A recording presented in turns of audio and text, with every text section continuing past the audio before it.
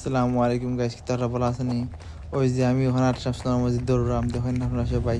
কয়েকদিন আগে বরফ দিছিল, বরফের মাঝে হাঁটি কত সুন্দর লাগে। আসমান সাদা, আস্তে আস্তে দুনিয়া সাদা গেছে। ওই দেখুন কত সুন্দর লাগে। আস্তে আস্তে ধরে ধরে যাইলাম। ওই দেখুন কি সুন্দর সানসেট, লাইট, ট্রাফিক লাইট এরা হাঁটলাম, দৌড়াম। মাঝখানে দিয়ে আটে পিস্তা হয়ে পড়ে যাই, তাহলে সাইডে দিয়ে যেতাম বরফের উপরে। কারণ এটা মাঝখানটা ফাইন নিয়ে মিক্স হয়ে মনে হয় গেছে, আইস হয়ে গেছে।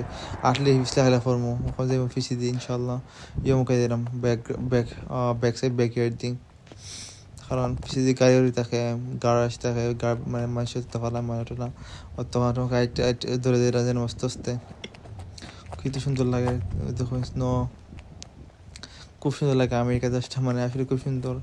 আশা করি আপনারা লগে যাবো। ওই দেখুন যেদিন যাইলাম, দেখুন আপনার কি সুন্দর লাগে।